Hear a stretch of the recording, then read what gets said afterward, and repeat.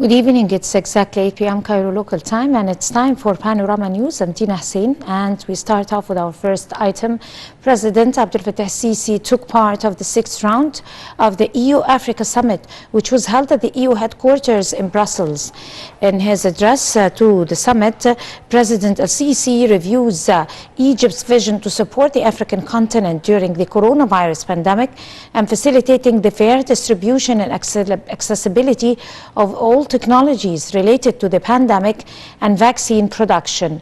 The head of state discussed Africa's economic integration into the global economy and need for providing support to the continent to achieve the 2030 Sustainable Development Agenda.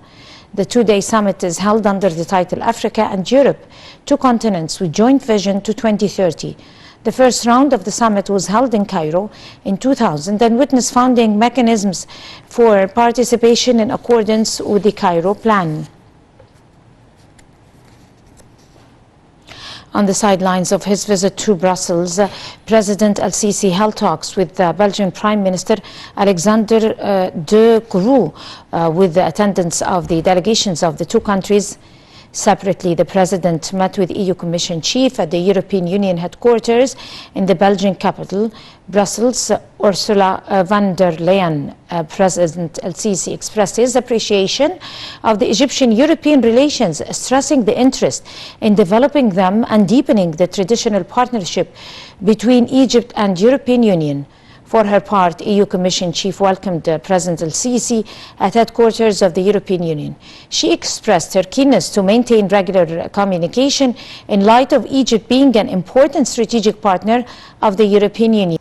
And EU welcomed more than 40 African leaders to Brussels in an effort to reassert its influence on a continent where China and Russia have made hefty investment inroads and where many felt let down by Europe's COVID-19 vaccines rollout. The European Union will offer several packages of support at the summit. European Union and African leaders on Thursday launched a two-day summit aimed at rebooting ties through pledges of major investment in the face of competition from China and Russia. European Commission Chief Ursula von der Leyen addressed where she said relations between the neighboring continents have been hampered by a raft of problems. The President of the African Union Commission also addressed the sixth round of the EU-Africa Summit, calling for integrating efforts between the two continents to face current challenges. He called for boosting joint cooperation to restore security and stability in the African countries and to enhance their economic growth. Meanwhile, French President Emmanuel Macron, whose country holds the European Union's rotating presidency, hoped the first joint summit since 2017 can burnish his grand ambition of forging an economic and financial new deal with Africa. The hastily called summit preceded a two-day EU-Africa meeting, which brought the 27 EU leaders to Brussels. The UE is aiming to convince the 40 African leaders in Brussels that Europe is their most reliable partner by fleshing out an investment initiative that aims to mobilize 150 billion euros of public and private funds over the next 7 years. The scheme is the first regional part of the EU's Global Gateway, a $300 billion worldwide investment blueprint meant to rival China's Belt and Road Initiative. The EU is eyeing an initial dozen ambitious projects to bolster internet access, transport links and renewable energy as it seeks to provide an alternative to cheap loans from Beijing. But details on funding remain vague and the projects are still being agreed on by the African side. African leaders are instead pushing for a far more concrete step of getting EU nations to allow the International Monetary Fund to allocate tens of billions of dollars in further aid. The summit, involving a series of roundtable discussions, comes at a worrying time for Africa after a wave of military coups and as regional powerhouse Ethiopia is racked by conflict.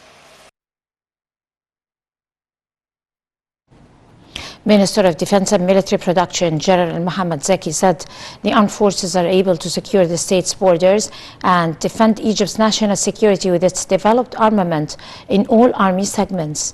This came while Defense Minister was attending the practice of the two-level Joint Strategic Mobilization Commandment Center Project Sinai 6, carried out by main branches and management of electronic war.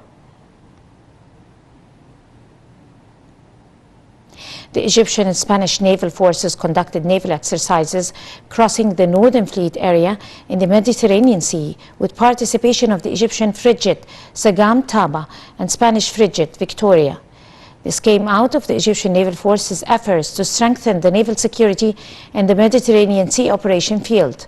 The participation units implemented different participation exercises, which comes in the frame of the general leadership of the Armed Forces plan to raise the level of training and exchange and experiences with naval forces from different countries.